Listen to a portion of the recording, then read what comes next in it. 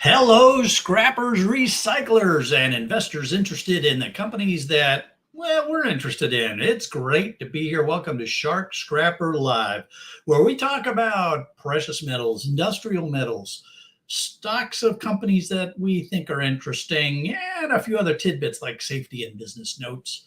And you never know where the comments are going to take us. It's been a great week, a little bit crazy on this end. But I have to be careful about what I talk about because you're going to see in my videos later on this week what I'm talking about. So let's just say it's been a weird week. JCT, great to have you here. That's right, recycling. Welcome. Dean is here. And if y'all didn't see Dean's comment, go take a look at Dean's comments on how his daughter is progressing. HH Recycling, welcome. JR, a cat, great to have you here. Roger from CU Scrapping, great to have you here. Irish, Scrapping Irish, done with his COVID, feeling better, and back up to be a part of the show again today. And E-Waste Mike, welcome everybody. Scrap It All, great to see you here. It is so great to have everybody on board today. Looking forward to having some fun. Plus, I've had some real good interactions with the folks at StreamYard. While I was at the Vid Summit conference, I was able to meet with a number of folks from the StreamYard app and talk about what was going on. They've done some work over the time since they've been back. So we'll see what the impact is when we bring up the Excel spreadsheets later on today. They really dove in on this one. I mean, they really wanted to fix this. So I got a note from them a couple days ago. They said they figured out, they think they figured out what the problem was. So they're looking forward to how this plays out. All right. Well, without any further ado, let's get right into our precious metal discussion for today. And we're talking silver. Now, we use the APMEX silver charts when we do precious metals. I have used APMEX many times for buying and selling precious metals. I am a believer in having a certain amount of physical gold and silver as a part of your investment portfolio when you can. And no, I am not sponsored by APMEX. I don't get a dime from them. They get plenty of my money though. But hey, if anybody from APMEX happens to be listening and you are interested, give me a holler. All right, let's get into silver. So here we're looking at the 24-hour silver, and what we can see is that, you know, it was sort of trundling along, and then we saw a nice little rise, and now we're sort of flattening out here. Now, of course, we know that 24-hour trends are not great at telling us a lot about what's going on. So let's see here, the 3-day, same pattern, but much more pronounced, slowly rising silver prices. And then we see this much larger peak. I didn't mean to make a down arrow there. That should be just a little more flat there. And then we go into the week, and this rise looks much more pronounced now. When we look at the week overall, we can see that, you know, yes, we had an overall upward, but really what it was the week was sort of moving along, ups, downs, not much going on. And then all of a sudden we start this movement coming up. That's a pretty steep climb here at the end of the week coming up for silver.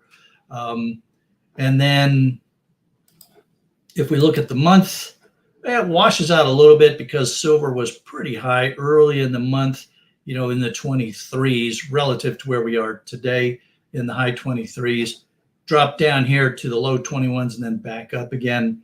You know, this would have been a great time to buy, right? When it's down in the low 20s.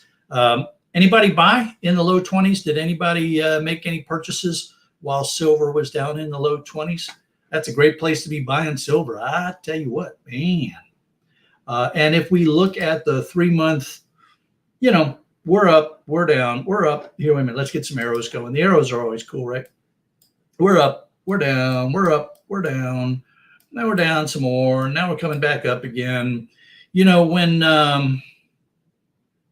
HH Recycling, I think they can. Yeah, I mean, it's just going to be a shipping issue, but I think you can. I think you can buy from them in Canada.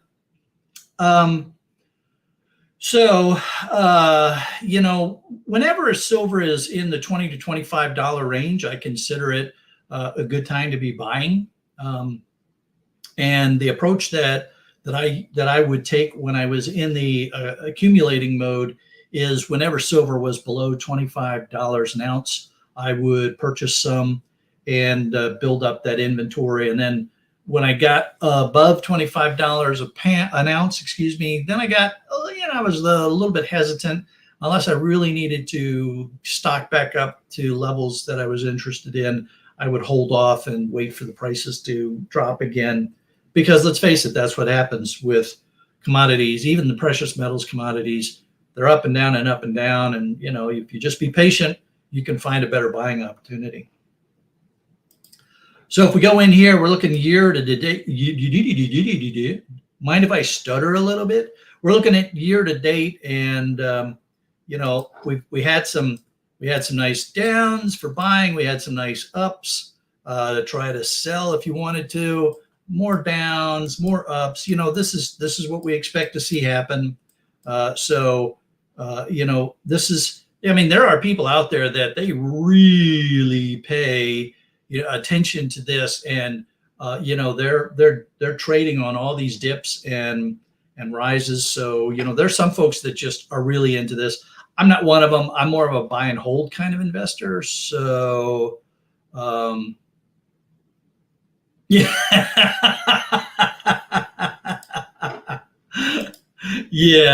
Yeah, I know, JR Cat. I caught that. Yeah.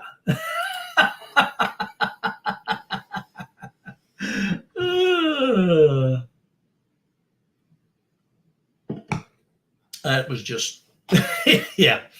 Okay, so, well, though, you really got to watch out for that kind of stuff, because can you imagine?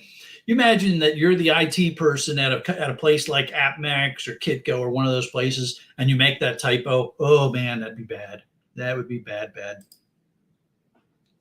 So here we are for the full year. So we're going way back to October a year ago, and we're up about almost 10% here. So not bad at all, right? If you bought a year ago, and yeah, that's right, HH. Got to keep me humble, man. Call me out, dude. Call me out. This is what we expect to see. And so now here, the 5-year trend really, we haven't seen here. Let's do this. Let's go ahead and get our arrow going, and let's put this line here between some of these ups and downs. And silver's sort of been hanging out in this mid 20s area for a while now, it's like, yeah, people see this and like, oh man, I wish I'd bought back here, right? And now silver's in here. When is the time to buy? Well, you can always say that the time to buy is now, if you really need to have it, or you can wait and look for things to go back down again. We're all, those of us that were fortunate enough to be in silver when this was going on, look back on those days with, we look back on this with a whole lot of fondness and say, oh man, I can't wait for that to happen again.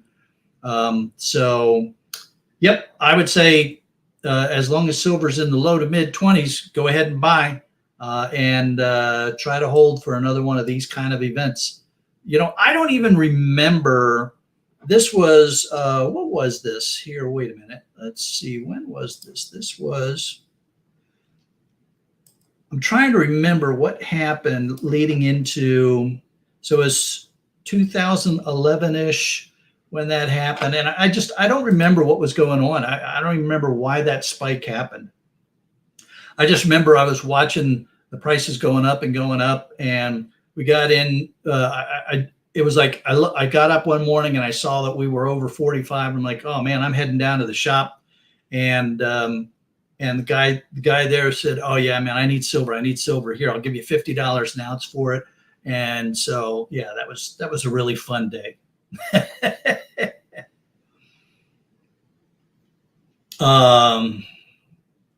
So anyway, that's what we see going on with silver. Again, we're back. I'm going to go back here to the 3-day. So we've got silver kind of hanging out around 23 right now.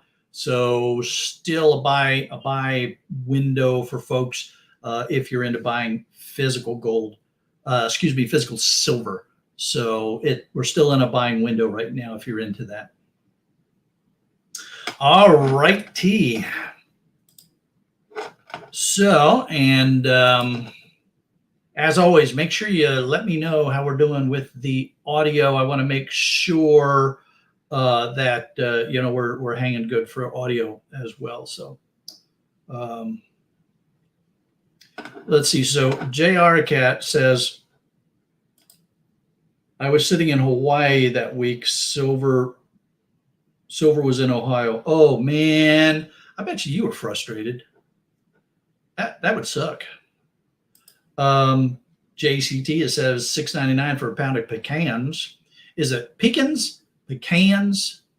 I remember. I remember one time I was going out fishing on a boat out of California, and we were going out of Monterey, going out to do some fishing, and there were I don't know, maybe a half dozen guys on board with blue diamond ball caps. And we're making conversation, and I said, "Hey, you guys, almond farmers?" And the guy looks at me and he says, "It's almonds." I'm like, "Oh, okay, this is going to be a fun boat trip." Oh man, AJ said it would suck to be in Hawaii. Well, it can suck if you're in Hawaii and your silver's in Ohio and you're trying to sell it. Yeah. So yeah, that could suck. I lived in Hawaii. I was stationed in Hawaii, did 2 tours there, loved it. Had a just loved being there.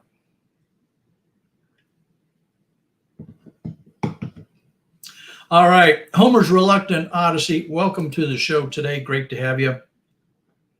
And yes, I agree. That story is nuts. Oh man, I see where this live stream is going today. All right, safety note. Safety note today is repetitive motion injuries. Now, this is especially important for us scrappers because we are really prone to this kind of injuries. All right, so you've got hammering, you've got turning screwdrivers, you've got pulling the trigger on your driver or your whatever the electric tool is that you're using. You've got a lot of grasping going on. So repetitive injuries in our business are something that we really need to pay attention to.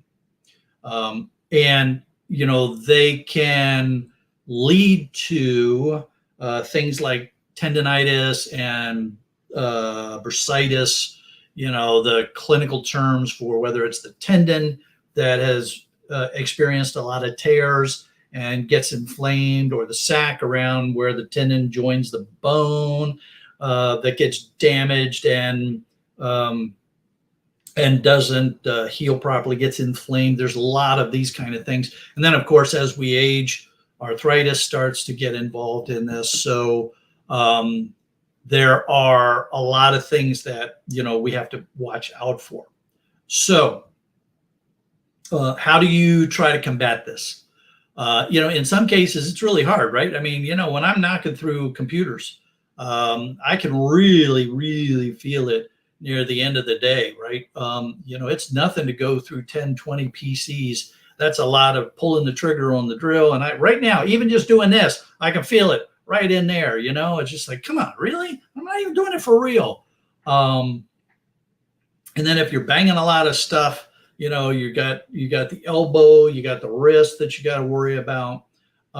So as JR Cat is pointing out, and I don't know if he's just having some fun with an earlier comment that he made, but actually, in all seriousness, change hands with your tools. Okay, I mean, really, just every now and then. I know it feels weird, right? I mean, I'm a southpaw, but every now and then I will use my right hand to do things just so I can give my left hand a little bit of a break. HH is saying both his elbows are shot from scrapping. Scrapping stupidity. I mean, you really got to watch this kind of stuff, right? Roger saying, yeah, explains his bursitis, never realized it was associated with repetitive motion. Yeah, it really is. It's something you got to think about. Absolutely is associated with repetitive motion, and that could really explain why you're dealing with bursitis. So probably one of the biggest things that you do is just either change hands when you're doing scrapping, or try really hard to change up the things that you're doing so that you can do a different motion for a while. I know it's really hard because even changing up, like, from doing this with a power drill or whatever to doing this, you're still crimping your fingers around, and so that can be challenging. But every now and then, just stop what you're working on and go work on something else that requires a different kind of motion, and that can help a lot. It really can. The other thing that you need to that you can try to do is, when you're done at the end of the day, ice whatever joint is uncomfortable and hurting. I know that a lot of us think putting a heating pad on is the right answer because that's a lot more comfortable. But ice is actually what you want to use because the joint or the tendon has become inflamed. It's swelling. So you want to put the ice on that to reduce that inflammation as much as you can. And that can help a lot, whether it's the elbow joint or, somewhere in the arm or the hand. So, I always keep some of those gel ice packs in the freezer. And if it's been a rough day, I'll come home and I can wrap them around my elbow or put them around my hand or something like that to try to help with the inflammation, get the swelling under control and those kind of things. Of course, you can use some NSAID, Tylenol, ibuprofen, those kind of things to try to help when it's really uncomfortable. But those things can be hard on your stomach if you take them too frequently. So if it gets really painful, then yeah, you're going to need to see your doc and maybe get a brace or something of that. And then eventually it gets to the point where you may have to do injections. My knees are shot to hell. That's arthritis. And I keep saying, it's like I have some days where I can hardly walk at the end of the day because my knees are in such bad shape. But I don't want to go, every time I go see the doc, he says, yep, we need to operate on these things. I'm like, yeah, okay. I'm going to hold off. So be careful with that repetitive injury and watch out for that as much as you can. Scorpion Metals, great to see you in here today. I see you snuck in while I was chatting. Let's see what HH said. He was lifting improperly and found something that was a little too heavy. Yeah, lifting injuries, whether you want to call that repetitive injury or repetitive motion injury or just lifting different. Lifting would be a whole nother challenge. So you got to be really careful with that because you can really hurt yourself lifting improperly. Homer, that's a really good that's a really good one there. Found a lighter drill in a dumpster, which helps. Yeah, it really does. My new driver from DeWalt weighs a lot less than one of the older drills that I had from DeWalt. So, of course, that means they probably used aluminum in the little motor instead of copper. So, but hey, lighter, anytime you can use a lighter tool and still get the job done, that's a good thing. So, yeah, JR Cat, you know what? I think you might be onto something. Although I don't know that Ian's drinking his beer cold. You know, those Brits, a lot of times they're drinking their beer at room temperature.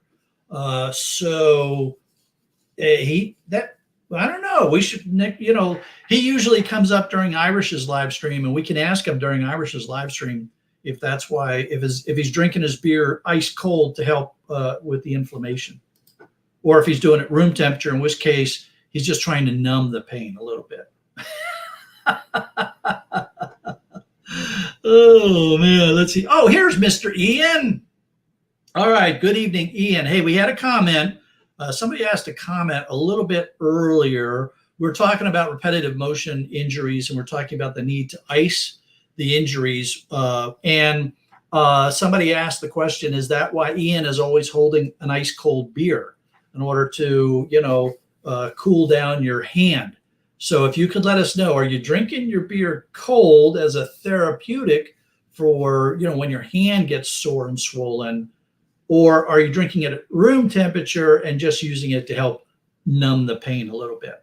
Yeah, please let us know.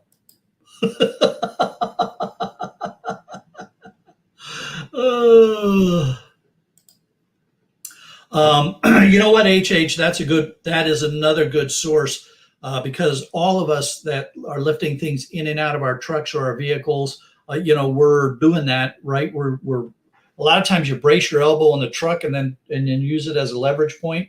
I gotta believe that that's not good on our elbows either. So that's another one to be careful of when you're doing that.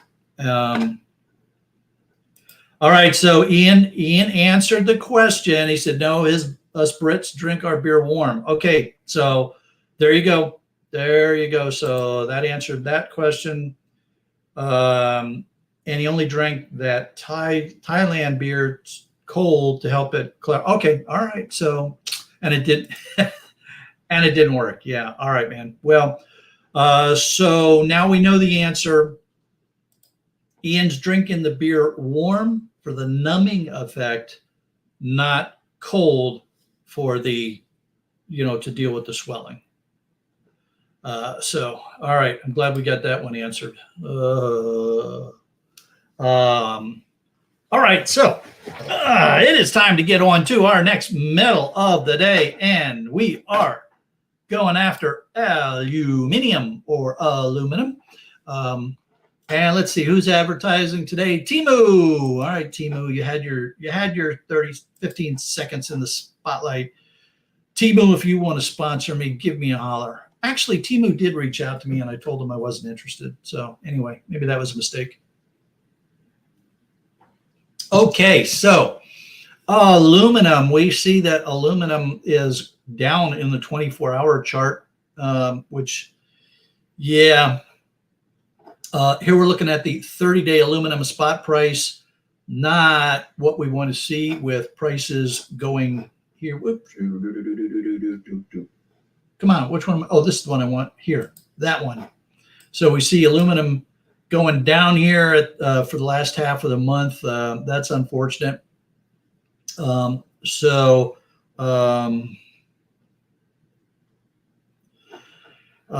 yeah, I mean, but this is what aluminum has been doing these days, right? So it was up, then it was down. If we look at the 60-month, we can see that we had this big spike. We've talked about these spikes before. The 60-day, we talked about that spike a while back.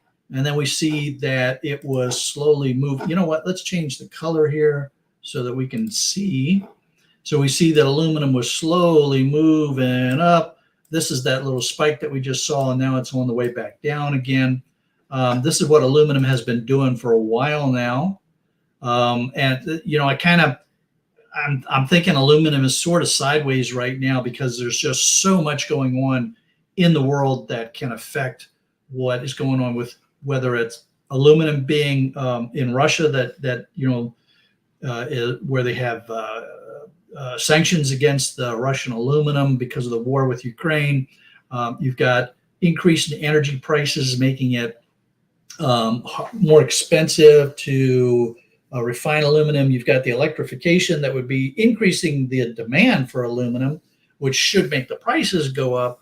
But there's a lot of chaos in the world right now. So, and I tell you what, I still have not found out what's going on with these spikes in aluminum pricing. I have not found a definitive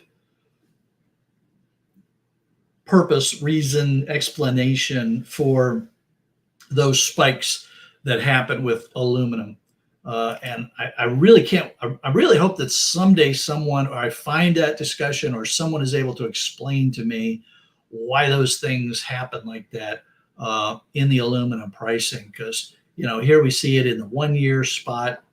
But the other thing that I want to talk about with the 1 year spot is, you know, other than these spikes, aluminum was trending down, is now trending up, is now back down again. You know, it's sort of like that.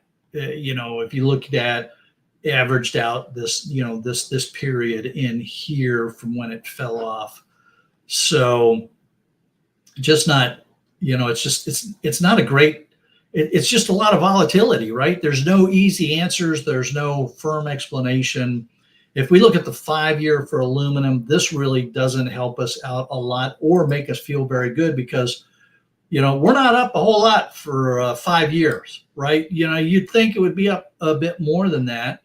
We certainly had this big climb, then it dropped, then it's been dropping off again. And then look, throughout this 5 year period, we see all these spikes, and I still haven't figured out what these spikes are.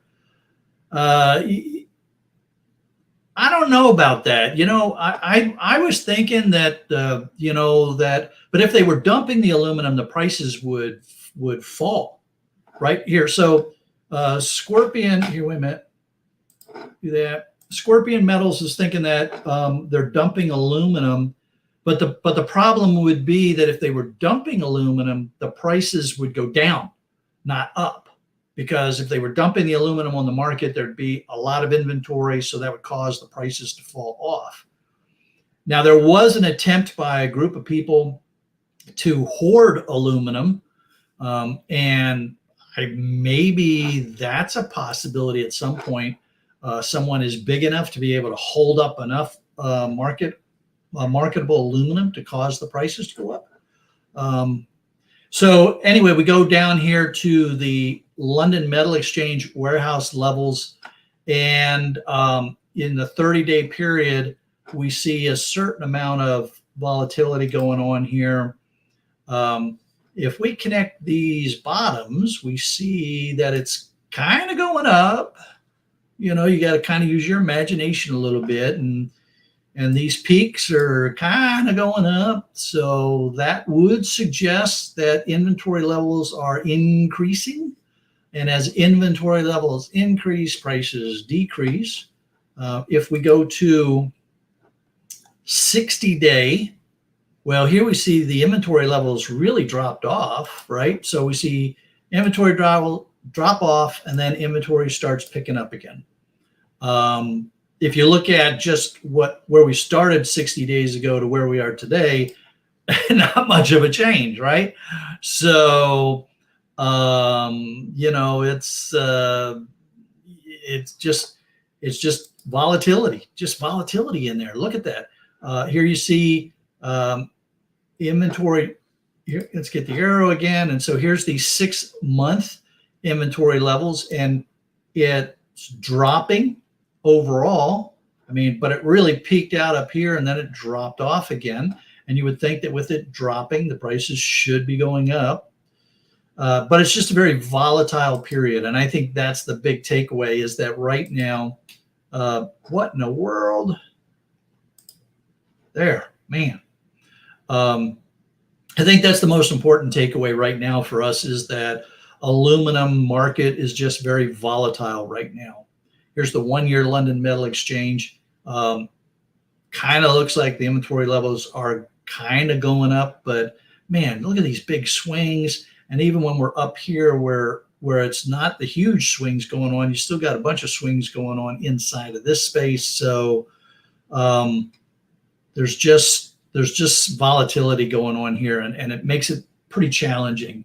But, overall, so here we're at the 5-year mark, and this should be a good thing for us, right? When we see inventory levels down like that, we should see prices start to recover or come back up.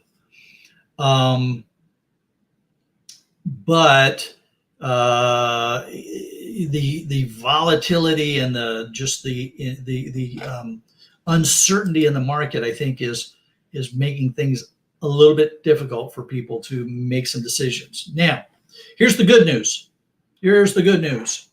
The research that I have been doing, there are a number of analysts out there who are saying that they fully expect the aluminum market to recover in the long haul. So they're expecting it to start recovering later this year. I don't know how much later. We don't have that much more later in this year to recover. So this might slide.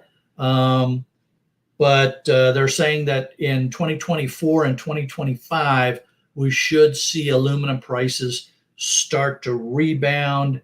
One source that I looked at was forecasting $4,500 a metric ton in 2024, going up to $5,000 a metric ton in 2025. So, hey, Boats, great to see you here, man. So I think, there's a potential for recovery in the aluminum market. But what do you do in the meantime? I mean, come on, we've got to keep things moving. And one of the challenges with aluminum, and somebody commented on it here. Who made the comment earlier? Yeah, HH Recycling. Can you imagine the space needed to hoard that much aluminum? Yeah, you'd have to have some pretty ginormous warehouses to hoard enough aluminum to make a difference. But hey, some people have it, right? I mean, some people have got that capability, and they've got more money than they know what to do with, I guess. David Young says that, hey, David, I don't think I said hi yet. So David Young said he stopped recycling cans a year ago. And Scorpion Metal said he dumped his about 2 weeks ago. Oh, now we know what happened to the prices. Scorpion Metals dumped his aluminum. Thanks, man.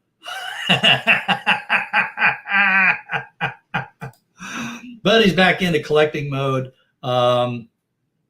So yeah, I treat aluminum as just a cash flow item for me.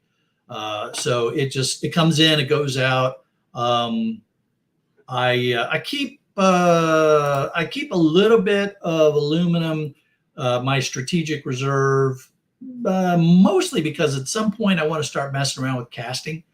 And one of the suggestions that I got from Ralph Morick was to start out with aluminum till you get used to moving quantities of melted metal around, rather than moving the heavier melted metals around. Start out with aluminum. That way you can make your mistakes with a little bit lighter, spilling it or something. I don't know, till you get used to the heavier liquid metals. So Roger's saying he sold everything, no room in storage. Yeah, Roger's had to move to storage, and so he's been selling everything off and getting ready to start all over again. Man, it sucks. It's a terrible thing when those kind of situations play out. Hang in there, bud. Keep cranking away at it, man. And that's the thing, right? We talk about what we should do, selling or buying various materials, and then sometimes just life events force you to make a decision. JR Cat saying hold. And yeah, if your situation is stable enough and you don't need the cash flow and you can rack up some aluminum and copper, then yeah, it might be worth hanging on, trying to stockpile some of those. So right now, man, I am I treat aluminum as a cash flow item for me.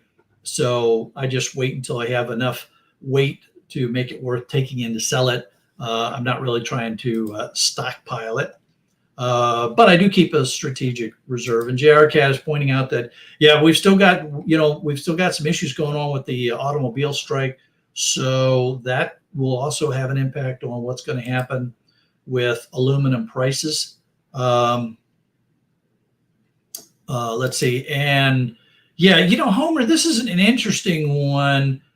He doesn't have to separate his aluminum anymore. That's a good and a bad, right? It takes, you're spending time separating aluminum, but you would expect that you would get paid better for the higher quality kind of aluminum.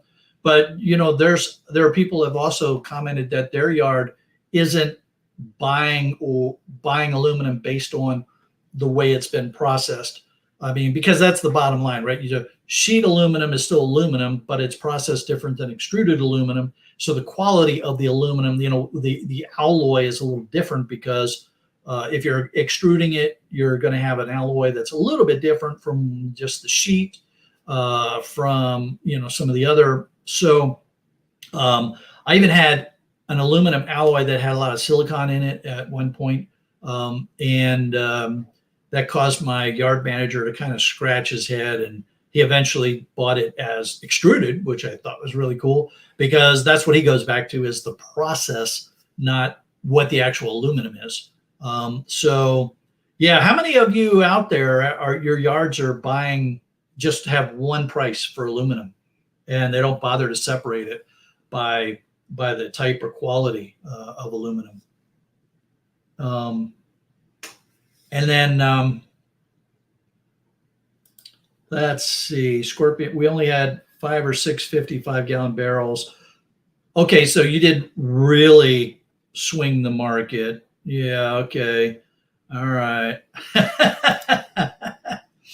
Both are saying he hoards silver 50-cent pieces. Yeah, those are nice ones. That's a nice place to find silver. And there's lots of videos out there where people go hunting, right? They buy, tubes of $50 pieces and then look for the silver ones. Yeah, that's an interesting one too. I look for them every now and then. When I end up with a 50-cent piece, I'll look and see if it's silver, but I haven't gone out and tried to buy 50-cent pieces and hunt for them in the rolls. It's not something that I've decided to spend my time on. JR Cat says he's got the room, is holding the house down. Copper might do a little better job holding the house down. It's a little bit heavier than the aluminum. See You Scrapping says we will rise from the ashes stronger and better. Yes. That's the old saying that what doesn't kill you makes you stronger. There's a lot of truth to that for a lot of people. And Roger, you strike me as the kind of person who always takes adversity as the reason, the tool, the process to make you stronger. And we all know that steel is much stronger when it's been tempered and, gone through some rough times. So I'm looking forward to seeing how you come out of that, Roger. And we're there for you, man. Of course, Ian's got a little bit of a challenge for space, doesn't he? Even with the secret location, Ian deals with space constraints on a regular basis. We keep, I tell you, Ian, I sometimes I watch your videos and I'm like, man, one of these days we're just going to see your feet sticking out from the back of the pile or something.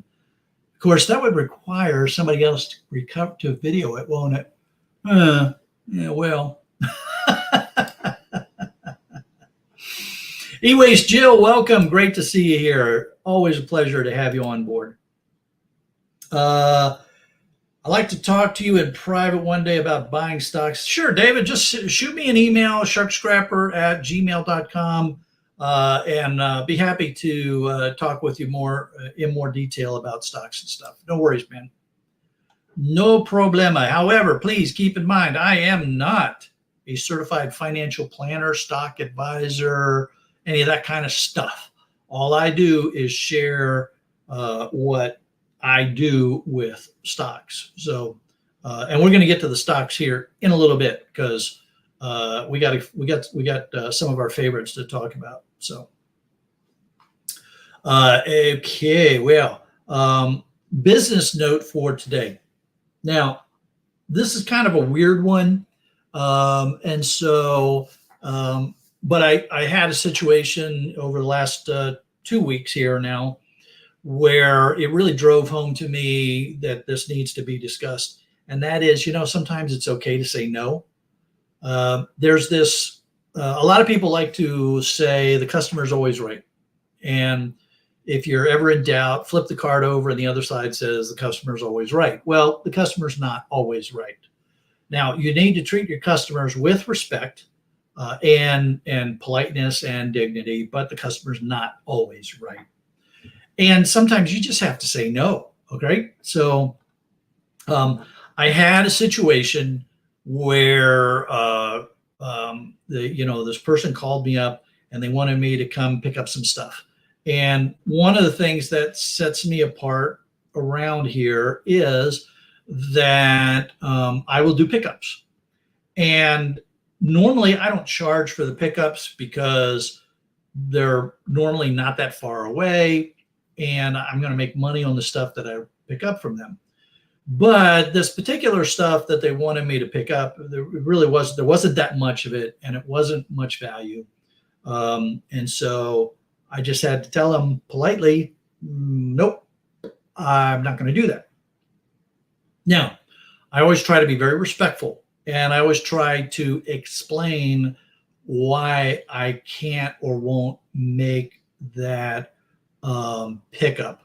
So when, it's kind of easy when it's things like printers, right? If they tell me they got a bunch of printers, then it's easier for me to say, well, look, there really isn't much recycle value in printers. They're mostly plastic. And so they're going to end up in the trash anyway because I don't have a plastic buyer. So you might as well just go ahead and throw them in the trash. Now, if they're one of my larger industrial kind of customers, clients, where I'm doing a whole lot of pickups from them, then yes, I'll come pick up from them because there are some pickups where it's all PCs. There are some pickups where there's a bunch of printers. But in the aggregate, over time, I'm getting more stuff of value from them than otherwise. But then there's the one-offs when people come in and say, can you get this? Another situation that I've recently run into is that the county is really cracking down on theft management in our area. And so, as I think all of you know this, the local sheriffs came out, visited the shark cage, told me I had to get a thumbprint reader, gave me all the instructions, got me registered in their database so that I can put in any materials that I buy from what here in this area are called peddlers, the private citizen that shows up at a scrapyard to sell something, the consumer, if you will. And so now if I buy from a peddler, private citizen, a consumer, I have to take their picture. I have to take a picture of their license plate. I have to take a picture of their driver's license, and I have to get their right thumbprint. And then I have to put all of that into this database. I have 48 hours to put this into the database, along with a complete description of what I purchased and pictures of what I purchased.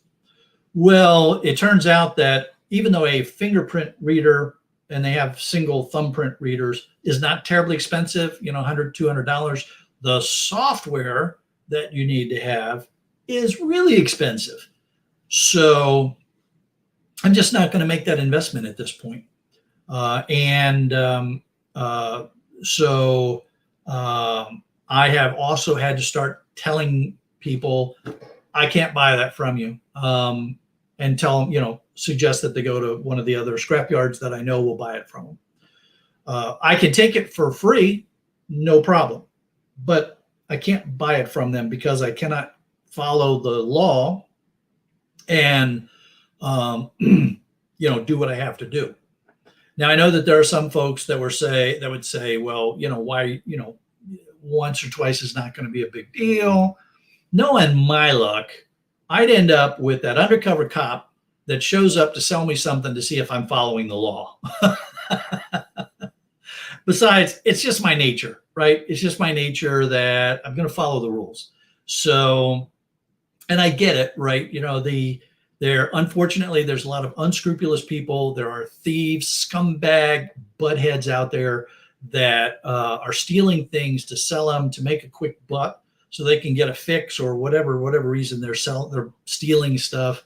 And this is one of the methods that our local law enforcement uses to try to mitigate that kind of theft.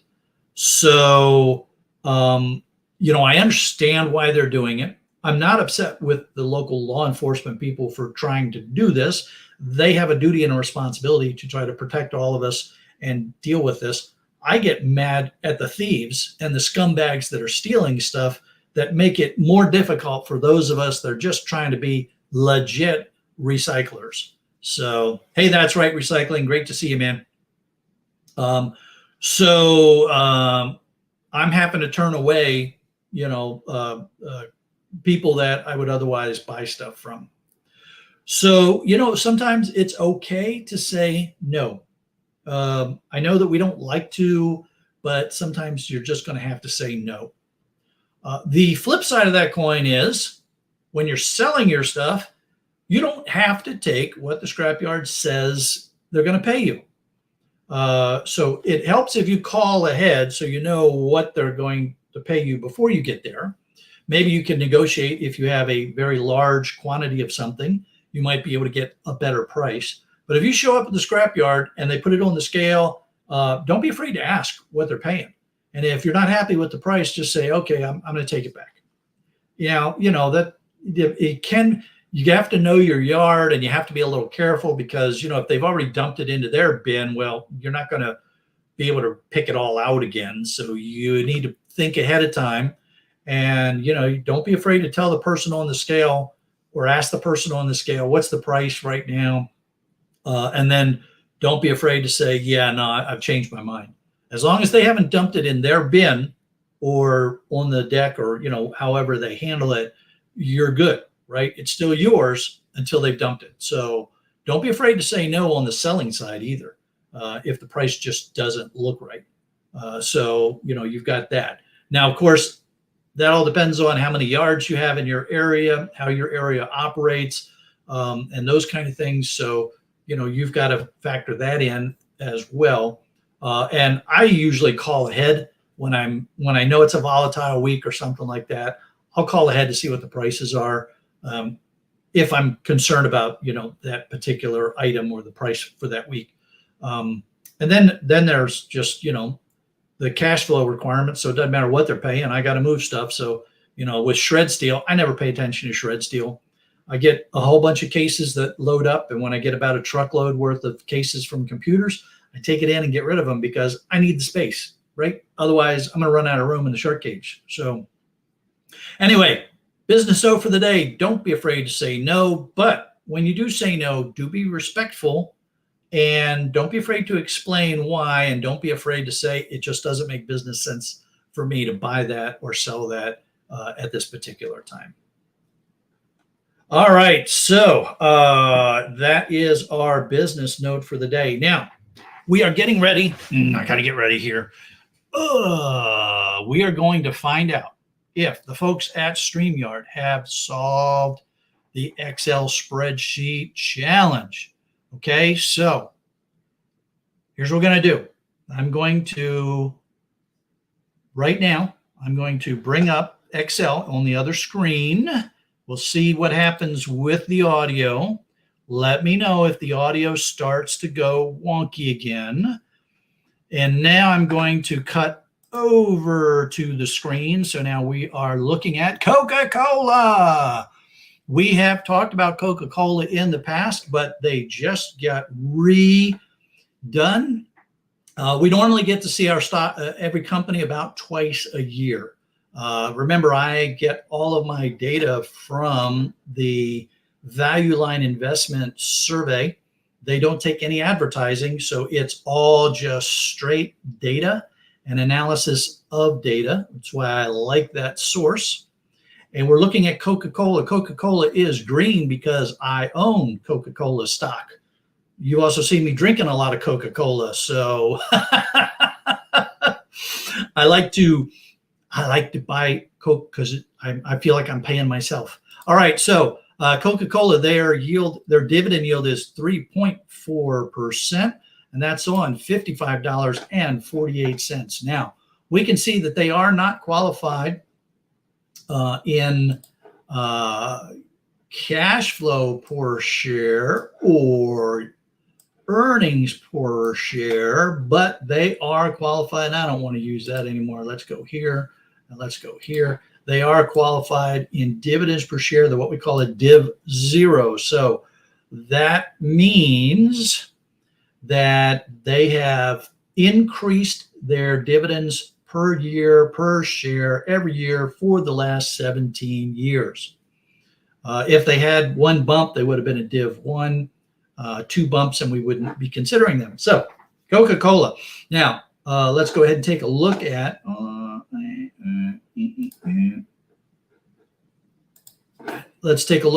that graphically. And, this is what we want to see. This gold line is the dividends. Nice, smooth upward trajectory going on here with the dividends. They have had their challenges with cash flow and earnings per share over time. Everybody does. But, overall, that is a pretty nice trajectory. I mean, that's still moving up for the most part. So, that's a nice thing. But this is the one that we really care about. Dividends per share always going up. So that's why I like Coca-Cola. It's it's one of those ones that you just buy it and hang on to it. Hey, Andrew, great to see you, man. For those of you that don't know, Andrew is in New Zealand. So he is our furthest away member in the live stream. I believe that he's got the most mileage going for folks. All right. Now, the competitor to Coca-Cola, everybody knows, is Pepsi. So let's go on over here. Let's look at PepsiCo. Now, remember with Pepsi, the big difference between Pepsi and Coke is that Pepsi also does snack foods and such. So where Coca-Cola is strictly beverages, Pepsi does beverages and snack foods. So a little bit different, but their yield is 3.1%. And that's on $169. Holy bajoli. Wait a minute. What was Coke? Coke was 55. Pepsi's 169. Coke is yielding 3.4. Pepsi's yielding 3.1. I don't know about you all, but $169 is going to be per share is going to be pretty hard for me to come up with. Anyway, we see that they are a div zero. So just like Coke, they're not qualified on cash flow or earnings per share for the way I look at things, but they are a div zero. So that's cool. And if we look at their chart, it kind of looks a lot like Coca-Cola, right? Earnings and cash flow per share have some bumps going, but all, trending up, and their dividend trending up. So, either one of these is a reasonable investment to make if you can afford $169 a share, but your dividend is better with Coca-Cola and it costs you less to get into it. So, I'm just a Coke person. It's not that I won't drink Pepsi. I just have a preference for Coca-Cola, and as a stock, I've just felt a little more secure with buying Coca-Cola as a stock. So it's pretty reasonable. Now, again, I really want to emphasize, everybody, I am not a financial planner. I'm not licensed or certified to provide financial or investment advice. This is just the process that I use. I figure if a company can keep increasing their dividends for at least 17 years, and Coca-Cola has done it a lot longer than that, then chances are when I put my money into that company, I'm going to get it. I'm going to do well over time because I'm boring. I'm a boring investor. I buy it, hold it, I get the dividends. I set the dividends to automatically reinvest. So I keep on buying more and more and more of it. So, that's the approach that I'm taking. Mr. Morick, welcome to the show. Great to have you here, buddy. And yeah, Ralph gets it. Yeah, for cherry cola, Coca-Cola.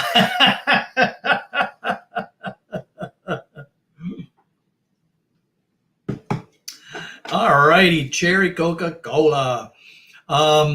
So here is, another one of the,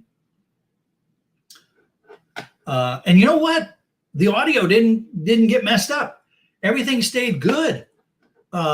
So I am going to have to send a note to the StreamYard people and let them know that their engineers fixed the problem. That's freaking awesome. And it's not that they weren't trying to help me before VidSummit, but because I went to VidSummit and I was able to actually talk to them directly and go through all of the setups and details of what I was doing, their engineers were finally able to understand what the challenge was. And it looks like they were able to fix it. That is freaking awesome. I tell you what, I am very excited by that. Now, here's the other question. Did I update Brown-Forman? Why Brown-Forman? Let's see. Did I update Brown-Forman? I did update Brown-Forman. And the reason why I want to bring up Brown-Forman is because I think Mr. Matthews is still in the chat, and Brown-Forman makes spirits. And so, I wanted to make sure that we were not forgetting the spirits companies in the beverage world. And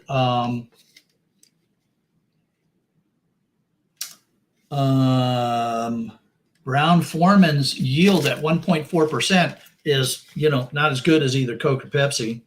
And $56, that's like Coke. That's pretty much, this $56 price, you can get your Coca-Cola stock and get 3.4 instead of 1.4. They are qualified as a Div 0, so that's cool. And they've had, their challenges just like Coke and Pepsi have. So for those of you that are thinking, that the alcohol or the distilled spirits companies would do better than the soft drink companies or as good, this is just one of those comparisons to look at. And by the way, for those of you that are wondering, Brown-Forman, their brands include Jack Daniel's, Finlandia, and Korbel. It's it's not like these are off-brand labels. Those are brands that a lot of people know and are popular. So and they're one of the few distilled spirit companies that do pay out dividends and is qualified to at least consider in my process. All right, well, good news from the folks at StreamYard fixing our challenge with the Excel spreadsheets. I am very excited to be able to tell them that they got that fixed. That is just that really is cool, right? Because we think about some of these big companies like YouTube and StreamYards and TubeBuddy and these kind of folks, and we think that they don't listen to those of us that are not really big channels, and they do listen to us, right? I'm sure that YouTube, YouTube, I'm told, tends to respond to the Twitter account. So if you're up on Twitter and you drop a note, the folks from YouTube see it as a faster way to get YouTube to pay attention to trouble you might be having. And it was really just reassuring to me that the folks at StreamYard, are willing to talk to someone with a smaller channel and try and take my challenges as seriously as the challenges that the larger channels would have. So that's really cool. Now, Speaking of international challenges, That's Right Recycling says he's been saving up his blue M&Ms. I got to warn you. Shipping M&Ms to Ireland can get really, really expensive. And if you want to learn more about that, then you'll want to make sure that you stay here, because when I end this stream, we will automatically redirect over to Scrapping Irish's live stream. It is great to have him back again this week. And you can ask the question over there, and we can talk more freely about how expensive it is to ship M&Ms to Ireland. Hey, everybody, it has been fantastic. I've really enjoyed spending an hour with you. I appreciate you spending an hour with me.